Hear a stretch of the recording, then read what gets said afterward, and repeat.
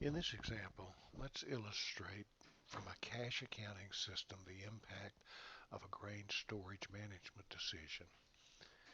We will assume that we have 2 years, 2014 and 2015, and that we're producing a grain in bushels. And our production for 2014 is 30,000 bushels, and in 2015 is 35,000 bushels. In 2014, we're going to sell 10,000 bushels at harvest, and we're going to store 20,000. Now, for this simple example, we're going to assume that that 20,000 is actually going to be sold in 2015. At the time of the sale in 2014, the grain was worth $3.80 per bushel. Then in 2014, we have production of 35,000. We're going to sell all 35,000 at harvest, and we're going to sell the 20,000 that we stored from 2014. Okay, so in a cash accounting system, here's what would happen.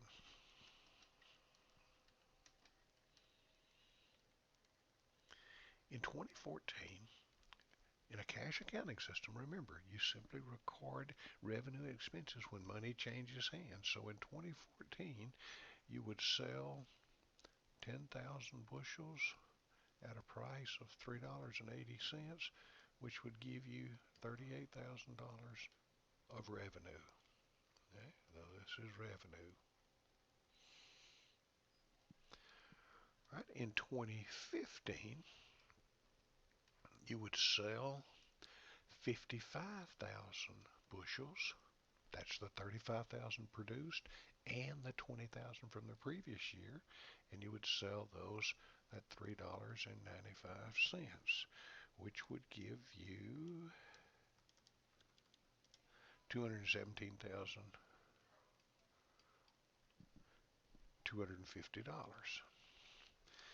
Now, in a cash accounting system, that's how the revenue would be recorded.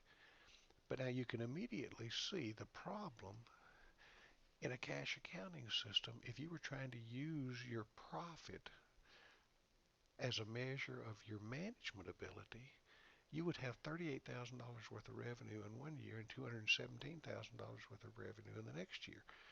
Would it make any sense to say you were a really good manager in 2015 and you were a really poor manager in 2014? That's nonsense. That doesn't make any, economically, that doesn't make any sense in terms of how to evaluate your farm. Because what you actually produced in 2014 was 30,000 bushels. Okay? But with a cash system, you don't get to record the sale of that entire 30,000 until you actually sell them. So if you stored part of them in 2014 to 2015, the sale would actually take place in 2015. So in a cash accounting system, that that $20,000 that 20,000 bushels that you stored in 2014 would be sold in 2015. So it'd be part of the revenue in 2015, although it was produced back in 2014. Okay? Now, this has nothing to do with income tax. Please remember, we're just trying to illustrate things from a management decision. We will talk about income tax much later in the course, but this would illustrate how, based upon a storage decision, this would illustrate from a cash accounting standpoint how the revenue would actually be recorded. Now, the next little video will show you how it'll be recorded in an accrual system.